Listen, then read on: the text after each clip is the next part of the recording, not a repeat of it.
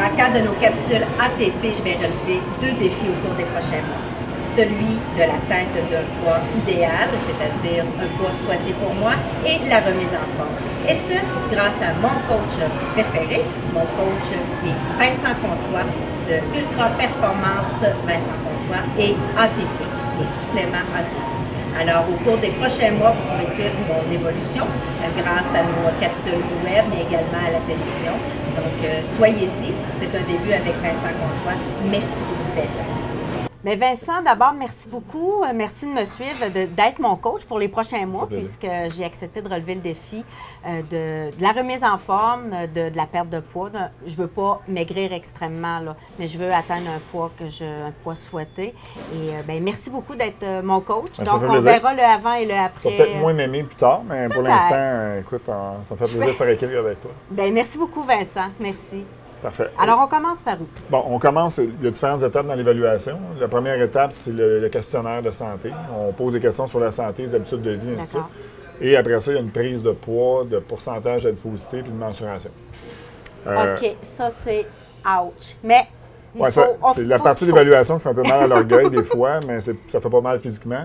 Puis il y a une petite partie d'évaluation qui est une évaluation de mobilité, de capacité physique. On ne fait pas une grosse évaluation parce qu'on n'a pas un objectif de performance. On fait une évaluation de mobilité juste pour s'assurer que tous les mouvements qu'on va donner comme plan d'entraînement soient bien faits et qu'il y a une capacité de l'individu de faire les mouvements correctement. Parfait. Parce que je tiens à te le préciser, même si on s'en est déjà parlé. Par exemple, notre chroniqueur Eve, qui vient nous voir dans les capsules ATP, elle, c'est vraiment du fitness, c'est vraiment de la compétition, alors que moi, c'est vraiment une perte de poids, une remise en forme, puis m'entraîner à la maison. Oui, puis ça me fait sourire un peu parce que, justement, c'est souvent le questionnement que les gens ont. J'ai souvent des gens qui viennent me voir, « Ah, tu t'entraînes des gens de fitness, puis tout ça. » Je te le dis tout de suite, moi, je veux pas ça. On est capable de s'adapter. Absolument. Chaque programme est adapté aux besoins de l'individu. L'alimentation, c'est la même chose. Donc, on ne rentre pas dans un processus où on essaie de faire des Miss Univers et Monsieur Univers avec tout le monde. Chacun a ses objectifs précis. Donc, on commence l'évaluation. On commence avec des questions de base. Donc, j'ai le prénom, ça me prendrait le nom de famille. Bélanger. Bélanger. Quel âge as-tu? On commence avec les questions indiscrètes, ça? 49 ans, bientôt. 49 ans, donc c'est vraiment la cinquantaine. 8 avril 67, la cinquantaine qui commence dans une semaine. Parfait. On fait ça comme il faut. Quelle grandeur? En pouces et en pieds? 5 et 1. Des fois, c'est 5, mais 5 et 1. Ça dépend des jours. Okay. Ouais. Le poids, je vais le prendre tantôt parce que, règle numéro 1, on ne demande jamais le poids à une femme, on le mesure. Souvent, on a des réponses. Mais moi, je ne me pèse jamais, Vincent, chez nous. C'est une bonne chose. Beaucoup de femmes focusent trop là-dessus. Justement, le poids peut varier dans une journée de façon assez importante, de façon qu'on s'est alimenté, de façon qu'on a bu, ainsi de suite. Donc, il faut toujours se peser si on le fait dans un environnement qui est toujours le même. Donc, à jeun le matin, le lundi matin, par exemple. Parce que si on se pèse à différents moments de la journée, bien, on a des résultats qui sont différents. Fait que j'aime autant les gens qui ne focusent pas trop sur le poids. Moi, c'est une bonne chose. Puis est-ce que ça peut être aussi durant nos règles? Est-ce que ça se peut qu'on ait notre poids soit un peu plus élevé? La fluctuation hormonale va faire en sorte de prendre du poids. Par exemple, il y a certaines femmes dans la fin de la phase lutéale du cycle menstruel, ils vont avoir une augmentation de l'estrogène en circulation, donc ils vont avoir une augmentation de la rétention d'eau. Ça dépend toujours de l'équilibre entre l'estrogène et la progestérone, mais certaines femmes vivent des gains de poids assez importants. On peut parler de l'ordre de 4-5 livres et plus. Donc, on a fait le tour du questionnaire comme tel. Les autres questions regardent plus nos objectifs. Oui. Donc, c'est quoi nos objectifs? Ton objectif, si tu avais à le chiffrer, là, tu dirais quoi? En livres? Oui, si on dit des livres, par exemple. Moi, je pense que 25 livres. C'est réaliste. Parce que ça, c'est une autre chose. Les gens rentrent dans mon bureau et ils me disent, ben moi, là, je veux perdre 25 livres. Écoute, j'ai un voyage à céduler dans un mois. Penses-tu que...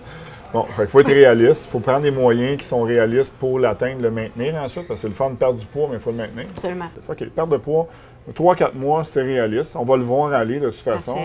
On fait un suivi. Oui. Puis à partir de ce suivi-là, on est capable de dire, bon, ben on est dans les temps. Est-ce qu'on a suivi des préjudices? C'est trop pour nous? C'est trop restrictif ou c'est trop de demande au niveau de l'entraînement? Ça prend une certaine fréquence d'exercice pour arriver à quelque chose. Moi, j'ai souvent le chiffre magique de 168. J'en ai parlé dans une autre chronique. 168 heures dans une semaine. Les gens rentrent dans mon bureau et me disent, hey, moi, j'aimerais ça être en forme, mais j'ai que 2 heures par semaine de m'entraîner. Bien, c'est correct, mais en 2 heures sur 168, il faut que tu sois sérieux, c'est 166 autres, parce que nécessairement, tu as beaucoup de temps pour te tromper, pour faire des erreurs, puis tu as peu de temps pour les corriger. Absolument. Donc, plus on a de fréquence d'entraînement, ça veut dire s'entraîner 160 heures sur 168, mais on parle d'une fréquence à peu près 4 fois semaine qui serait un minimum pour atteindre les objectifs puis le maintenir. Puis c'est faisable à la maison. Oui, il y a toute forme d'exercice, surtout dans un objectif de mise en forme. Toute forme d'exercice est bonne. Ça peut être cardiovasculaire. Moi, j'aime bien mixer. Donc, l'entraînement musculaire et cardiovasculaire, dépenses énergétiques, puis posturales, au niveau musculaire, ainsi de suite, pour avoir plusieurs gains. Là. On ne fait pas juste des... Parce que le cardio, c'est très utilisé pour la perte de poids, mais comme autre chose, ça a ses limites. Là. Exactement. OK? Fait qu'un niveau d'activité, on va le mettre tout de suite à 4 fois semaine. C'est possible. Parfait. Je suis contente que tu parles du cardio parce que j'aime beaucoup jogger dehors. OK. Merveilleux. Le matin. Tu sais, premièrement, il faut aimer ce qu'on fait. Oui. Comme j'ai dit, si on veut maintenir les acquis dans le temps, il faut apprendre à aimer ça. Si on fait juste des affaires qu'on déteste, c'est bien des chances qu'on abandonne. Exactement. Donc, si la course à pied, c'est quelque chose que tu aimes, on va l'inclure, c'est sûr, dans le processus. Ça ne sera pas que ça, mais ça va faire partie de. Parfait. OK. Fait que le golf, ça rentre-tu? Quand le on golf, marche, c'est le golf? Oui, effectivement. Si on le marche... Super. Si on le fait en carte avec une petite bière, c'est autre Non. chose. Mais si on le marche, il y a différentes façons de pratiquer ça, mais reste que le golf marché, c'est un bon exercice. C'est un bon exercice. Bien, merci encore une fois, Vincent. Ça fait plaisir. Puis on se retrouve dans une autre capsule. Ça fait plaisir, merci.